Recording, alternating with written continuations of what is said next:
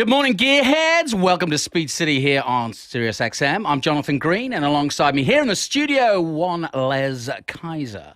Howdy. Howdy. We're going to also hear from Dave O'Neill. He's on, he's on duty, I should say, at the Circuit of the Americas today. He's got a GT challenge going on, but former head of the Haas Formula One team will be with us very shortly. And on Zoom, we have the one and only Bob Varsha. Bob, are you there? I am indeed, Jonathan. Happy August, everyone. Yes, and happy pre-break. I was listening to Checkered Flag last night and thinking, it's only round 11 of 23, and they have promised all 23 races, something we will get into later in the show. But coming up, we have the Hungarian Grand Prix for 2021, the 11th round of the series. We're going to talk about the second half, if you will, of the season. We're also going to talk about the controversy that seems to rattle on, as it has done. The Hamilton-Verstappen, who was right, who was wrong.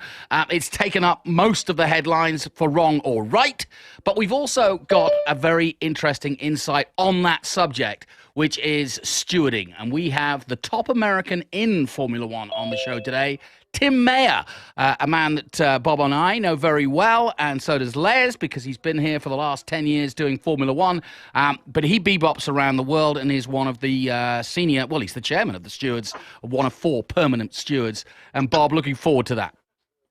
Absolutely. It was great talking with Tim. It's funny, even though he lives in the Atlanta area, as do I, we hardly ever see each other, mainly because of competing schedules. But it was a great interview, and I'm sure folks are going to enjoy hearing what Tim had to say about the role of the stewards in Formula One and motorsport generally. Well, let's get straight into it, because Dave O'Neill has now joined us. Dave O'Neill, of course, from Great Britain, but a storied Formula One man, and now living here in Austin and working, I believe, this weekend. He's doing a bit of GTs, but he's always popping by for a little bit of Formula One. Dave, first of all, your thoughts. Give us an overview of going to Hungary and what that takes for a Formula One team. Yes. I guess when it first started, there was big borders to go across. So those have come down, and it's a decent journey from the last Grand Prix. So the probably three day trip. Lots to get organised there. The garages are very small in comparison with modern day circuits now. But all in all, the track hasn't changed there for a good 20 years. You have to be quick on your setup to get the car ready. And more importantly, the heat there is something close to Singapore heat when it's in full swing there in Hungary. So a lot to get right. And also, it eats the tyres up there, as we've seen in the past, and the overtaking opportunities aren't huge there either. Yeah, my memories of it are that it is, like you say, a cauldron-like atmosphere for 2 reasons. One, it is in that compact area. The fans go crazy. They're always packed in there. It is a tight, giant go-kart circuit. And what I mean by that is, because we keep describing circuits as go-kart circuits, but, it's not dissimilar to Austria in terms of there really is only one line. There's very few places to overtake. You have to be bold if you're going to do something special, and you do not want to get stuck on strategy and behind, which is why we're going to focus heavily on the fact that qualifying, Les, was quite different in terms of medium tyres and soft tyres, and that's what we've got at the start of this race again. Absolutely. Going to be a big part of it. We always say that about tires, can't race it without them. But seriously, the traction compounds, the aggressive nature of this track, the 85 degrees, right now it's 51% humidity, wind is 10 miles per hour. Downforce is a big player as well, but the tire compounds are definitely going to come into play. We saw a few things that looked like folks got out and tried to jump on the pedal a little too hard early on, and so we'll see how that plays out, because no matter what, I don't know if Max is going to put his brakes on fire again at the start, but the start is going to be extra key on this because of, like I said, the go-kart track, the single line, many turns, not a lot of straight business going on. So it's going to be interesting. In terms of Yeah, qualifying, we talk about the go ahead, Bob. Well, we talk about the tires being important, and they are at every race, but perhaps never more important than they're going to be this weekend. As Les has pointed out, tire temperature is everything. With the temperatures on this track, which were up over 140 degrees Fahrenheit earlier in the weekend and bound to be very hot today again, getting temperature into the tire isn't as important as managing that temperature during the course of the race. Of course, all the drivers have to use two different compounds, hard, medium, or soft, one set of two of them during the race. And I was looking at Pirelli's notation of who has what tire available for the race. In the top 10, only one driver has a fresh set of the softest, fastest, grippiest red tires, and that's Valtteri Bottas in the number 2 Mercedes. Everybody has one set of the hards, and everybody has at least one new set of the mediums, except Valtteri Bottas. So Bottas, who's going to be obviously playing rear gunner for his teammate Lewis Hamilton in this race, also has to worry about his tire situation. Pirelli says the fastest tire strategy is to start on the reds, then switch to the hards, and then switch to the mediums and use all three compounds in the race. That's not going to be an option for Valtteri. And note that Lewis Hamilton, who's going to want a set of reds at some point in this race, has nothing but used red sets available. So it's going to be fascinating to watch how this all plays out. The pit delta is about 20 seconds, not the shortest we see during the course of the season, but not the longest either. But those strategies and the work of the pit crew, particularly for that Red Bull group who are starting on the soft tire, they're going to have to get off it early. The pit stops are going to have to be spectacular for the very reason you talked about. Track position is everything in this race. Watch for elbows out on this first run. Well, that's it. I mean, yeah. we've got, just to talk about the basics at the front, you've got the two Mercedes, first time since round 3, first and second, Hamilton on pole, and Bottas, like you say, rear gunner. And then you've got the two Red Bulls. Verstappen disappointed with third. Nobody went quicker in their second run in qualifying. But the difference is Red Bull will start, and then Perez, his teammate, is in fourth place, and we'll talk more about that because he didn't get to do a second run. So basically you've got the battle between Mercedes and Red Bull as it has been all season long, and it's going to be interesting because they are on different tires. And I was interested to note in qualifying interviews that Hamilton said that the soft tire that Verstappen is on from third is worth 5 meters in the first corner, which basically puts them where they were at Silverstone if all goes well for both of them.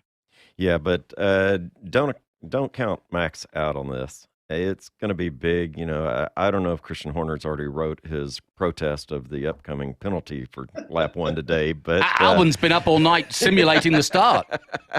But I think there's going to be a lot of push on that, and Max knows he's got to do this early in the, not only early in the race, he's got to do it early in lap 1 because it's all over if he doesn't. Well, listen, I want to talk about the elephant in the room before we get down to the nitty-gritty of what I thought it was a dog. that is about to take place and ensue, which, of course, is the Hamilton-Verstappen incident from 2 weeks ago at Silverstone, where on the very first lap, or at the end of the first lap almost, Hamilton and Verstappen came together. I'll turn, first of all, to our learned Formula One mind, and that is Dave O'Neill. Your take, I know everything's been dragged through the mire and on the media, but I want to hear our panel, if you will, give their take. What's your opinion on that incident?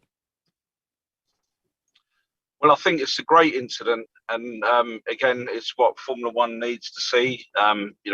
Everyone giving what they've got and not giving up. But I think it's very simple. It's a first lap incident, and Hamilton had cold.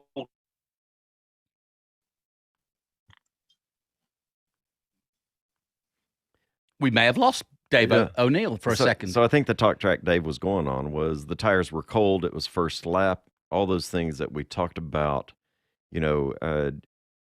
Everybody's emotion and pulse is up for that first lap.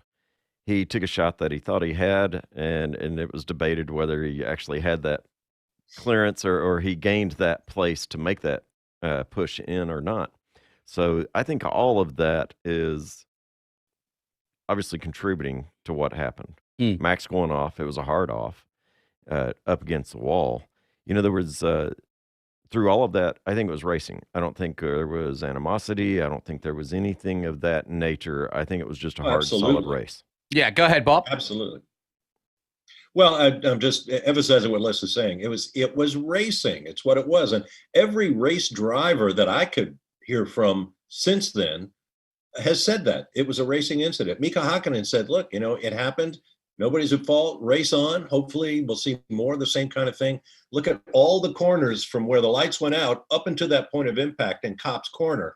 And they were attacking and defending, and it was absolutely hair standing on end kind of racing between two of the best guys in the world in the two best Formula One cars. And, someone pointed out afterwards, it's interesting that Max Verstappen, who's always been an attacker and never led the world championship before this year, hasn't changed a bit. He is still the attacker at every corner. Lewis, on the other hand, after winning all these championships, knows that as the championship leader, you've got to go into preservation mode. You don't want to give up big chunks of points. So you're likely to pull out of a situation where it's 50-50. We're going to succeed or we're going to crash here. So, that was a lesson that apparently Max hasn't learned yet. It's going to be interesting to see today with his championship lead cut from 32, 33 down to 8 points, if he is going to still be old attacking Max when he's got a guy who is every bit his equal as an attacker, Lewis Hamilton, now completely unleashed because he can sniff the world championship points lead again, and he's not going to be the one to back out. It's going to be a really fascinating race in Hungary. And Dave, I got to get your take on what basically ensued afterwards, which was, unprecedented in many ways. Red Bull attacked Mercedes. Mercedes attacked Red Bull. They attacked the stewards. It wasn't like there was chair throwing. We'll hear more about that later. We've got cats. Tim Mayer, dogs and cats. We've got Tim Mayer coming on the show to talk about the procedure of what happens in the stewards' room. But really, the team managers shouldn't be in the middle of the race and after the race lobbying as they were and then starting to do simulations. Have you ever heard of anything with Albon going out on a test day at Silverstone to recreate the incident?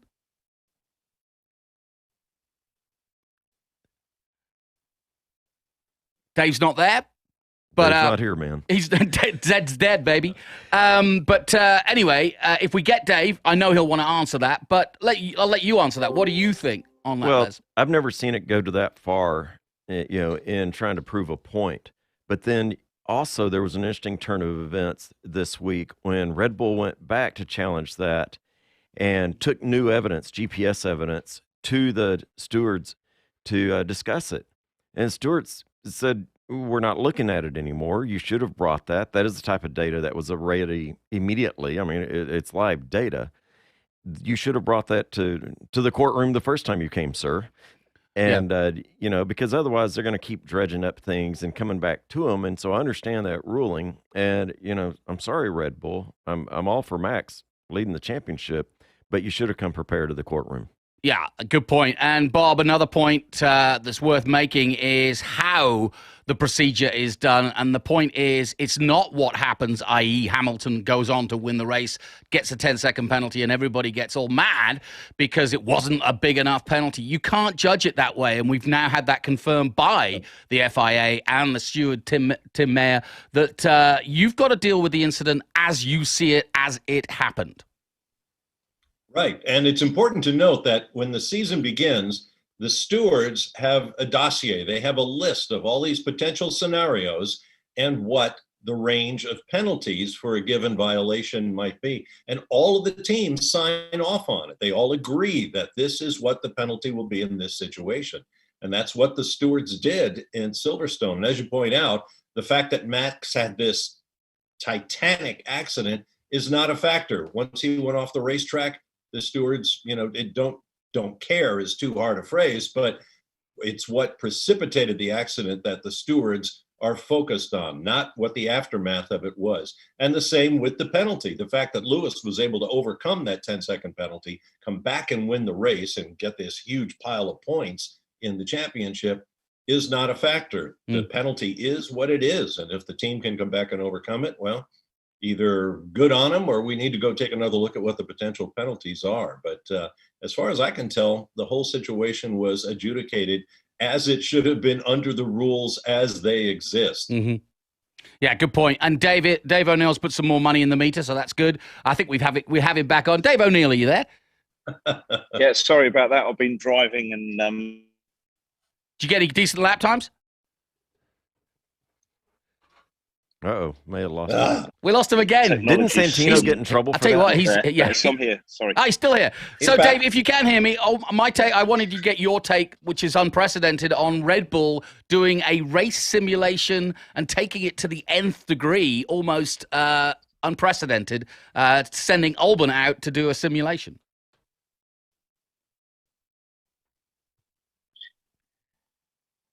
Yeah. Sorry, it broke up. It broke up there, Jonathan. I got about a simulation in Auburn. Sorry. Yeah, it was unprecedented. As a team manager, can you see, have you ever heard of anybody doing such a thing, such an extreme way of trying to convince the stewards of your case? No. Short answer. No. Okay, I like that answer. I know he was going to go on, but he's in a bad area. Hey, listen, Dave, if you can, give us a call back. You're obviously driving in a bad area, but we got the answer. No is the answer. And I'm going to give you my take, and we're going to take a short break, but we'll ponder this through the break, which is, and I'm going to talk to Bob on this one. I say, let him race. This is more like Prost Senna. This is what we have been waiting for years and years and years. This is Rosberg Hamilton. This is what the essence of Formula One at its finest is.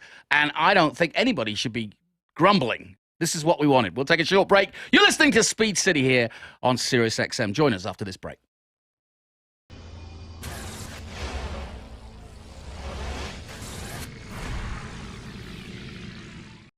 Hi, this is Max Verstappen, and you're listening to Speed City. You're listening to Speed City F1 on Sirius XM. The Speed City F1 pre-show on Sirius XM is brought to you by CrowdStrike. Use the cloud to secure your team in the office, at the track, or anywhere with CrowdStrike at crowdstrike.com/anywhere. Welcome back. You're listening to Speed City here on Sirius XM as we get ready for the Hungarian Grand Prix for 2021, round 11 of the championship. Hey, we got to acknowledge a loss of one of the three amigos, Dusty Hill, ZZ Top. Very well, Hey, sir. yes. Thanks for the soundtrack to my life. Yeah, no That's kidding. for sure. But hey, we'll be missed. Yeah, no question about it. I want to try one more time with Dave O'Neill. Dave, are you there? Yeah, can you hear me? I'm back on the landline. Yes, I can. It was really important as a former team manager yourself. I just wanted to get your take on the sort of, like I said, unprecedented way that Red Bull went about trying to convince the stewards both on the day and then in a simulation with their test driver, Alexander Albon, at Silverstone on effectively a filming day. They said it wasn't why they booked Silverstone. But are we going a little too far down the rabbit hole here? Yeah, I mean, this means everything to them, doesn't it? You know, they had a good 25 points lead, and it's been dropped to 6 or 7, whatever it is now. And I think, in good old fashion, Red Bull pushed the boat out, and they're trying everything. But the long and the short of it, I don't know how much I got cut off before, is that Hamilton just doesn't have that dirty record, all the way through his career. He's always been, on one of the steps after each race, and it's just not how he goes racing. He just did make a mistake. His tyres weren't warm enough, and he missed the apex. And just, Max gave him the room. They had car and a half of room. So for me, it was a racing incident. I think it's great rivalry. There's nothing wrong with that at all. But it just so happens that he had a huge shock. Got out of it, thankfully. But in the steward's room, it is what it is. You've got 4 guys in there. And when they make that decision, the decision's made, and then the story. And as Bob was talking about earlier, a lot of the penalties that are on the, for the stewards to use were mainly decided by the teams. So that's how the penalties arose and were given to the stewards to use, was mainly through the discussion from the stewards and the team. So they gave what they could in the circumstance, and I think they thought the same thing. It was a race of that one incident. Now, if you go through the race, Hamilton made that same move. Yeah. I think 4 times during the race. Yeah. Clipped the apex every time. Did the business. So he knew. Normally if you do something wrong, you don't visit the same place again.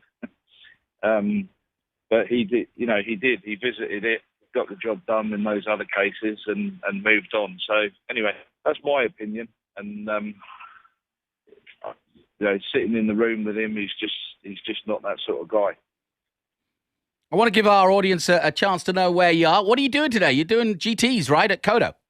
Yeah, we're at Kota doing the championship called the GT Celebration. So Ferraris and Lamborghinis and all the cars that everyone wants to own.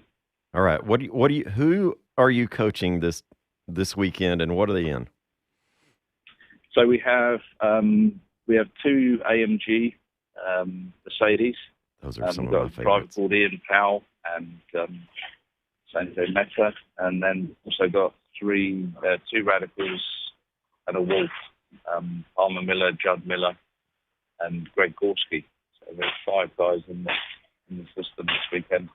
Now, I've been watching Palmer Miller come up, and he's been in the seat 2, maybe 3 years now. Is that right? Yes, he's strongly respectful now. I mean, he is on it. Mm. Dave, before we lose you, because I know you got to go to work, your take on effectively the way it's set up, and it's set up beautifully. Red Bull versus Mercedes, Hungarian Grand Prix, very few places to overtake. The heat is on. Strategy-wise, you mentioned it earlier, but we've got 2 guys on the softs in terms of Red Bull. We know that Perez didn't get his lap in. He may well have gone faster, but nobody went faster on their second run. And Hamilton saying that softer tyre could be worth 5 meters going into turn 1. So strategy-wise, how do you play it if you're Mercedes or Red Bull? Well, the first thing that they'll all be doing is everyone's going to be a weather expert. So it's when the rain's coming, and when it comes, there it comes. The good bit about it is once it's dumped, it tends to dry up quite quickly because the track surface is so hot. And also you have the humidity there. The drainage is great. So there's one thing to look at. Tyres, again, it's all about track position. So we need a good start from whoever's going to take the lead. Turn 1, seen some really good overtakes in the past. And then going into turn 2, if you get that right, you can go around the outside, and the rest is lead follow from there. But yeah, it's track position. Do what you can to get the best start, and then of course don't overheat your tyres, and manage the tyres up until the stops happen, and then whoever jumps first and comes in first and comes out with a track position is going to be there. But again, we talked about these 2 greats, Hamilton and Verstappen, and for sure one of them is going to find the place to make the move, and I think it's going to be a great race. Yeah, I couldn't agree more. Bob, just to finish off, I know you wanted to have a quick say about what I was talking to Dave about a moment ago, about that sort of Red Bull simulation, if you will. Yeah, well, Alex Albon went out there on the simulator and tried to recreate the accident. You wondered whether it had ever happened before. Back in 1989, when I was calling F1 on ESPN, we had the celebrated coming together at Suzuka between the McLaren teammates of the day, Alain Prost and Ayrton Senna. Senna got back on track, won the race, and then was disqualified under the technicality that he had re-entered the track at a point other than the one he had left it at. And of course, Senna went nuts, as did his team principal, Ron Dennis. At the next round at Australia, Dennis showed up with a thick legal brief detailing why the decision of the stewards was wrong, and a lengthy videotape showing all of the moments at the Hungarian Grand Prix primarily, but some other races as well, in which their chief title rival, Nigel Mansell of Williams, had gone off the track and come back at a different point. Basically, a track limits violation. This was in the early days of that whole kerfuffle. So yeah, there is a history for these extensive reconstruction of the accidents, trying to make the argument in the court of public opinion that the stewards had made a mistake and this was all a terrible disservice to their driver. But are you with me on this, which is, shouldn't we be celebrating what was a fantastic piece of racing? Absolutely. I mean, look at all the corners before cops. Yeah. Those guys were battling, cut and thrust, and just the kind of thing that brought that crowd of 100 and God knows how many thousand people to their feet, because that's exactly what they wanted to see. And yeah, there was contact, and yeah, it led to a big accident, but it might just as easily have been a bump wheels and carry on, gentlemen, and give us 50 odd laps of that kind of racing, which is what we want. Absolutely. Well, listen, we're going to take a short break here. We are leading up. We're about half an hour away from the start of the 2021 Hungarian Grand Prix. We are live here on SiriusXM. You're listening to Speed City as we take a look at some of the talking points, effectively, of the last 2 weeks since the British Grand Prix. But we turn our attention to Hungary. But after the break, we're going to get an insight from an American in Formula One whose job it is to deal with all this. We'll take a short break. We'll be right back.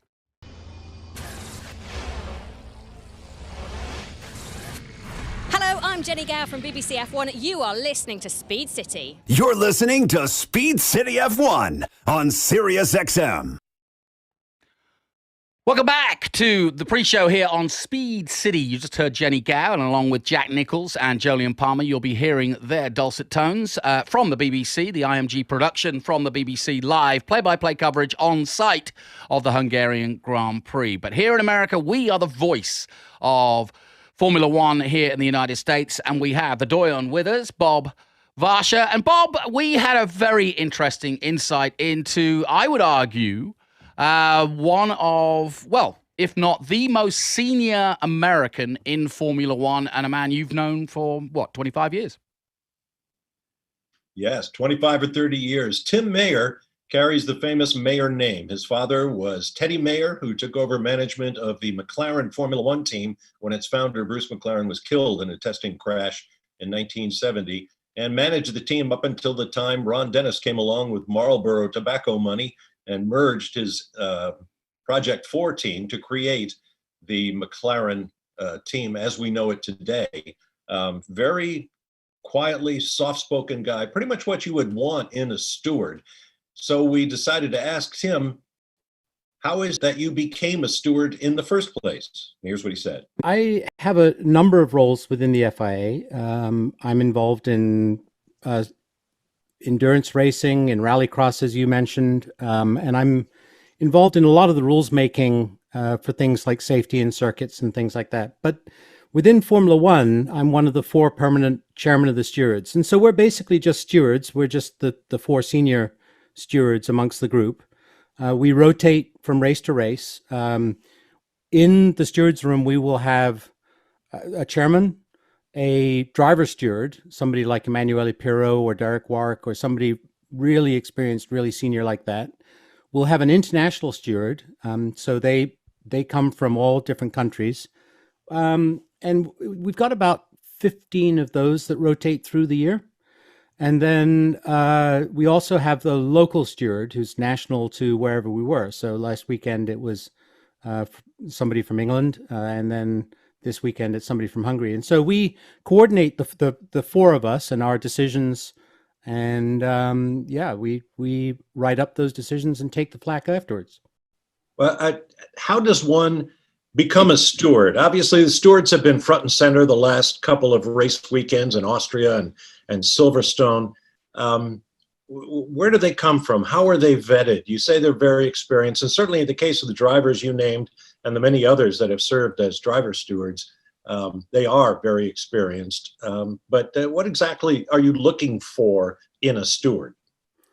Well, stewards come from a variety of different walks of life or areas of motorsport. Some, like, for instance, Steve Pence, who is probably our newest American steward, came up really from the ranks of the flaggers and the marshals on the side of the track, and eventually he became a senior marshal, and then eventually became kind of a coordinating official for SCCA.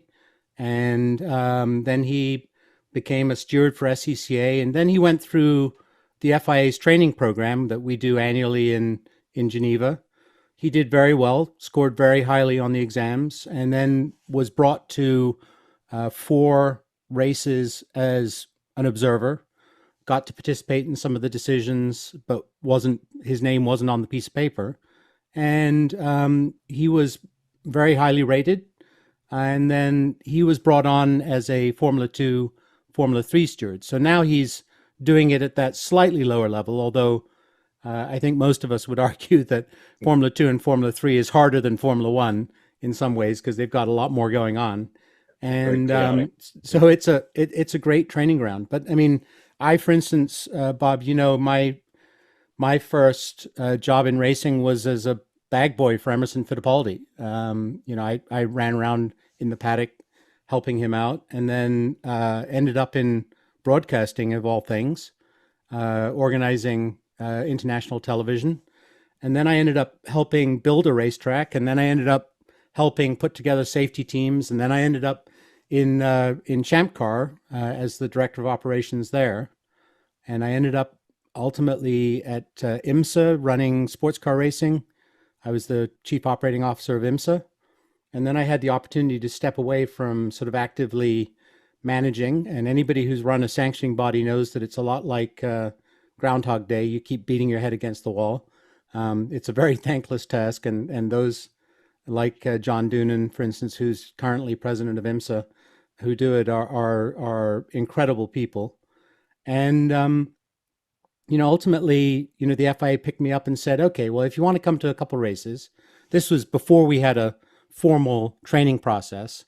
They said, if you want to come to a couple races, you come along, pay your own way, and we'll see how you do.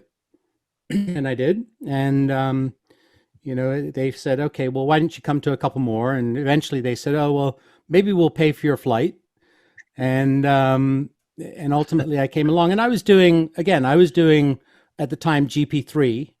I did a bunch of GT racing for the FIA. I did, all kinds of things in Europe and around the world. I've done the F3 race in Macau and all those kinds of things. And then ultimately worked my way up so that I was picked as an F1 steward, as an international steward. And then what are we?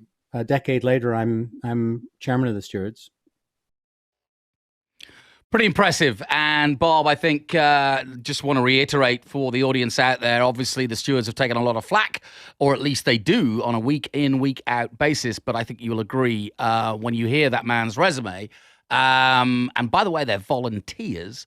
I think we're in good hands, and it just shows you the background that some of these guys have to qualify to be a steward in the FIA. Oh, no question.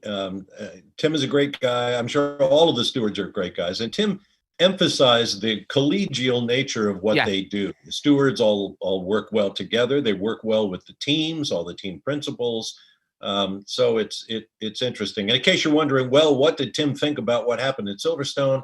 He was not a steward for the British Grand Prix, so we did not go there at his request. And that's, natural, because he's not going to judge the work product of his colleagues, since he was not in the room, did not see all the evidence and hear all the arguments and so forth. But I think we're going to post that whole interview. It's lengthy, but it's worth listening to if you're a real motorsports fan. Yeah, we'll have another clip later on that, but obviously we'll turn our attention now to Hungary. Fascinating. Wait, does anybody else visual the angry mom at the Little League game when the umpire gets it wrong? I just had that scenario in my brain as I'm listening to him, how methodical it is, how, his development. And then you got angry mom, Christian Horner, over on the stands arguing about their kid angry and a bad call. Mom. Yeah.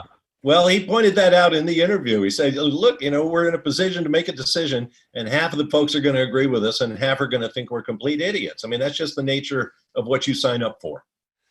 Well, it's getting interesting in Hungary. We'll talk more on that. And as you say, Bob, we'll have that on our SoundCloud. Go to Speed City's SoundCloud account and take a look at our interview with Tim Mayer. It is quite extensive, and we do dig deeper and learn more and get a more insightful view.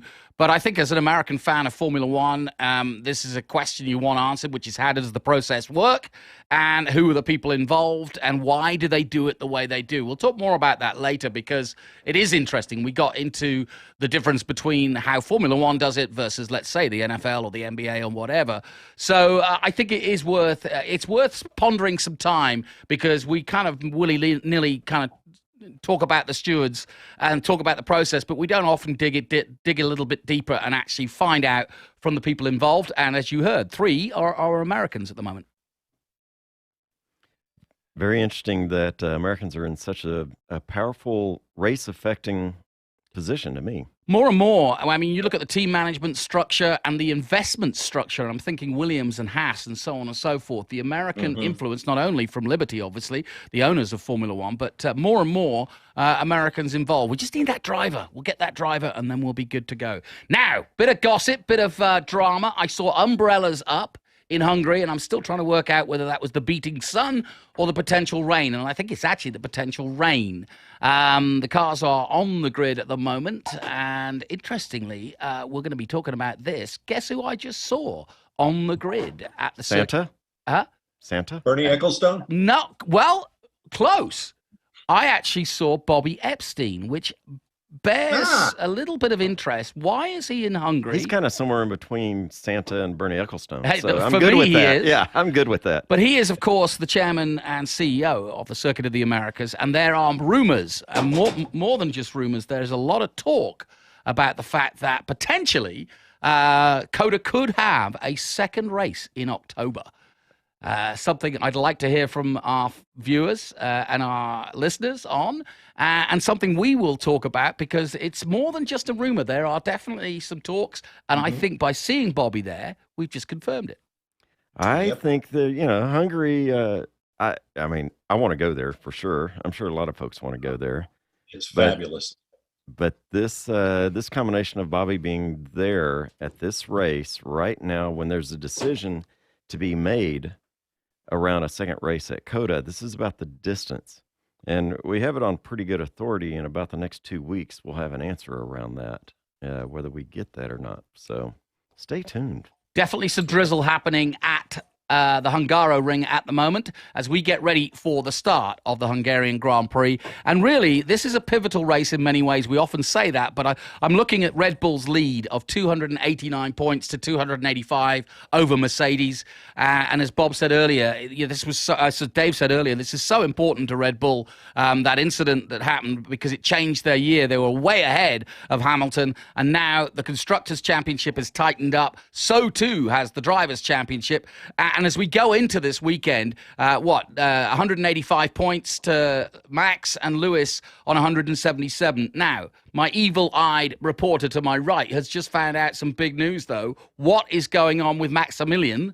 So apparently Max had to replace his engine power unit, which puts him on the pit lane to start. Well, that changes everything. Correct. I got an update on that. Go ahead. Apparently, they will not. They changed his engine. I mean, Max may be a driver renewed when this race starts. He's got the new engine, the 2 MGUs that are used to recharge the battery, and a new exhaust system. He was still within his season-long allotment. This is his third and final power unit that he can use for the rest of the season. If he changes again in the second half of the season, it'll cost him 10 grid places. But for now, he's still within his allotment, so he will start P3 with a fresh drive line, and that could put a whole different color on turn 1 in this race. Yeah, and that puts a whole different complexion on the possibility of that, what that could mean down the road when we get down to the 20th round, let's say. They're hoping to have 23 rounds, and that's where the rumor of COTA comes in with a potential back-to-back. But yes, that makes things very interesting indeed. So Max will be going hell-bent for leather because he needs those points now. He's got the right new engine. He's got a chance here, but like you said, if he has to replace an engine, then he's going to lose 10 places immediately. But it just adds to the fun of it all. all. You know his adrenaline spiked on that. I'm interested to see the rain here. I can't remember when I saw a Hungaroring in the rain for a long time, which is interesting because the band has just struck up a nice Hungarian national anthem being played. And as we do, it's also, very nice scene, but it's a little bit drizzly there. So, drama starting to take place. We're about 15 minutes away from the start of the Hungarian Grand Prix. You're listening to Speed City here on Sirius XM. We'll take a short break. We'll be back as we lead up to the Hungarian Grand Prix.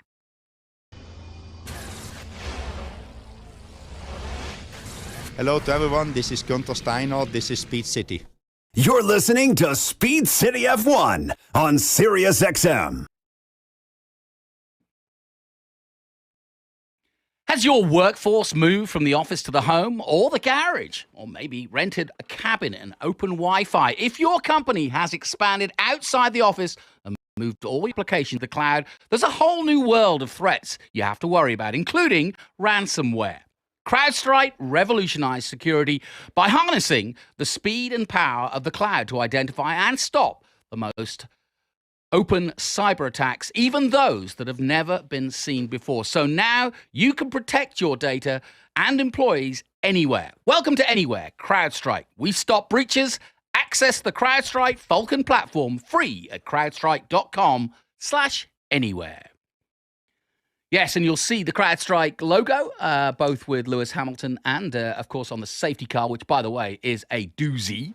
But let's get down. It's not a Duesenberg. No, it's not, but it's a doozy. I want to bring Dave O'Neill, if you're still there, in on this as we get ready for the Hungarian Grand Prix. It started to rain. Dave, take it away, because this is where you really do have to step up. We've got dry places underneath the canopies for the cars on their start positions, but it's wet and drizzling. Yeah, How do you play it? Decision points. Yes. Yeah. Tell us what you're going to do. Yeah, so, I mean, I haven't looked at the satellite, but for sure, you know, from previous experience, you'd be starting on wets because you know it's coming. But, right. You know, it's down to who's going to take the gamble. It just doesn't drizzle there. You know, when it rains, it rains. So for me, there's not too much of a gamble, you know, without seeing the satellite. But I'd be putting full wets on and waiting to see what happens from there. The other thing which I was thinking about, which is quite interesting, is the pit lane there. Is reasonably dangerous. Tarmac, asphalt on the outside lane, and then concrete on the inside lane, and the pit boxes are split in between. And when the drivers turn in there, there has been some cases in the past in heavy rain where they've come in the pit lane during the race. So, yeah, very interesting. And again, track was resurfaced about 5 years ago, so it's not too bad. So the drainage is going to be good. So the gamble is, do you go on the full wets or the intermediates? Yeah, it's a good point. And, it kind of throws out all the strategy from yesterday a little bit. Bob, if this happened before, I know as our resident historian, you were just telling me the last time this happened. Yeah, well, it's rain can make a huge difference in this race. And for proof, go no further than 2006 at the Hungaroring, which is a wet race, and the much maligned Honda factory program, and driver Jenson Button came through to win from 14th on the grid, as I recall.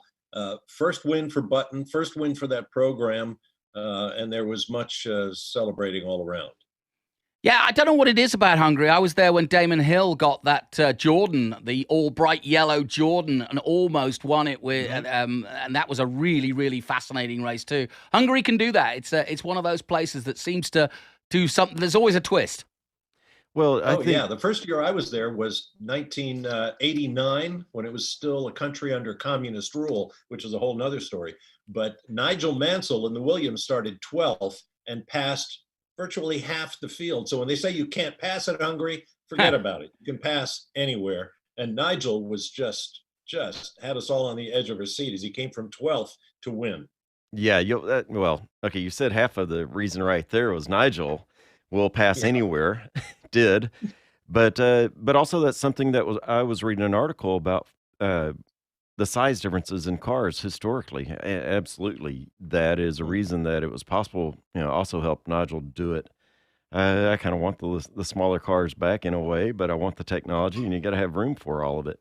This is a curvy track. It's going to be challenging. Wayne will make it what a. He's just become a cartoon. There you go. But all of that's going to complicate the race. Yeah, no question about it. And for those of you who didn't see qualifying, as we mentioned earlier, it's a front row lockout for Mercedes. Lewis Hamilton in pole. His 1:15.4 fast enough to hold the pole ahead of Valtteri Bottas. And each and every race now with Valtteri is important because there's a lot of rumor. We'll talk about that later in the show about George Russell replacing him at Mercedes. Big topic of conversation. Valtteri needs to win and keep winning. Max Verstappen starts third. Behind him, his teammate, Sergio Perez, both in the Red Bulls. Pierre Gasly, always good in the wet, starts with the AlphaTauri the AlphaTauri Honda in fifth position. And then Lando Norris, who I'm thinking of people who could come through in the wet and do something special. But Norris starts sixth, and that McLaren Mercedes has been flying. Ferrari, struggling, no question about it, with Sainz going out in qualifying. We haven't even mentioned that. Sainz had a big off during qualifying, and Charles Leclerc starts seventh position. Esteban Ocon starts eighth. Fernando Alonso, along with Ocon, is up there with the Alpine Renault, so they are going good. Eighth and ninth, and the rounding out the top 10. Sebastian Vettel has had some good runs here in the past. He's in the top 10 for Aston Martin Mercedes. Bob, I'll turn to you on this one. Anybody in that top 10 that you might think will do something special, given them now these sort of sketchy circumstances? Well, I agree with you that Lando Norris could do something special, definitely with McLaren. Rain is the great equalizer, and if that slows everybody down, it opens up a lot of opportunities for the guys who don't have the fastest car in the field. Charles Leclerc and the Ferrari could do something special. And don't forget, back there in 9th and 10th position with 6 world championships between them, Fernando Alonso, who just turned 40 years of age on Thursday, and Sebastian Vettel. They could very well come forward. Yeah, and just behind those two massive names is another one, Daniel Ricciardo. And talking about massive, he needs a result like a headache. And he's had some spectacular finishes in rain. Yeah. And so if this plays out, this may actually be the trump card that he needs to get up onto the podium or at least really close to it. But what has happened to one of the most popular and aggressive stroke, you can never count him out, Australians ever to hit the planet? He's been nowhere against Norris this year. Yeah. His frustration after his qualifying run was not only obscene, but indicative of his state of mind right now. Yeah, Rosberg said, that was the right word. Yeah, how about that? Yep. And we'll get an insight into that later on. But it's been a horrid year for Daniel Ricciardo. He just hasn't come to grips with the McLaren yet. Yeah. Yeah, and, here we are at the mid-season. And by now, if the car is performing right, which it looks like it is based on his teammate, you got to question Ricciardo's. Is this combination not going to work for him? I don't know. Dave O'Neill, what? You're sitting there on the perch looking at your driver. One driver's doing pretty darn good. The other one's debatable. What do you think? Well, without seeing all the numbers and data, I mean, it's obvious from the outside there's something not quite right. But also, you have to ask how good is Norris? And, I think he's fantastic. I think he's quick. All it takes is him to be a tenth quicker every session, and that's enough to beat you up if you're a teammate. I think you're absolutely right, and I think we are looking at a situation not dissimilar to how you compare anybody who is a teammate to Verstappen. It's a similar thing with Norris. I think Norris has proved without a doubt that he is the coming man, and he may not yet be Verstappen, but boy, he's not far off. And give him the right car, maybe the right chance. And I agree with you. Well, it's time for that moment, guys. It's a little bit drizzly. It's hot. There's different medium and soft tyres at the front. I'll turn to Dave O'Neill first. What's your thought on the Hungarian Grand Prix this afternoon? Okay, I'm going to go with Verstappen, Gasly, Alonso. Ooh, I like that. Wow. Bob, follow that if you can. Oh man, I was sitting there thinking, yeah. I got Max Verstappen. Well, Gasly, what? Alonso, what? Yeah, but I like that. I'm going to go with Verstappen, Hamilton, and Charles Leclerc. What the heck? Okay. I'm afraid Lewis is going to carry it all the way to the end, and I think it may wind up coming down to Lando and Max. Yeah, I've got a feeling that I'm going to go with Hamilton, Bottas, Norris. How about that? So we are moments away from the start of the Hungarian Grand Prix. Final thoughts. Obviously, the tyres, the strategy is going to come in. What you often find in Hungary is, it's elbows out, as Les says. But, Bob, you'd agree with this, that this is a game for the strategists. You've got to be on your game here. Because one incident, one safety car can change everything here. And there's always a likelihood with how tight it is. No question. This is a big picture race as far as the strategists are concerned. You need to kind of work your way backwards from the finish of the race and figure out what your moves you're going to make accordingly. Keep something else in mind. Remember years ago when Sebastian Vettel was in the Red Bull, he got penalized for not following the safety car close enough under a safety car period. Our Formula 3 first car across the line earlier today, Lorenzo Colombo was denied his first ever series victory for that very same issue, not following the safety car close enough as they were getting ready to restart. So, even something as technically weird as that can happen at the Hungaroring. Yeah, it's a good point. Oof, yeah. Les, your last thoughts? Oh, man. Can we have a race 100% on wets? That'd be interesting. I don't think that's going to happen.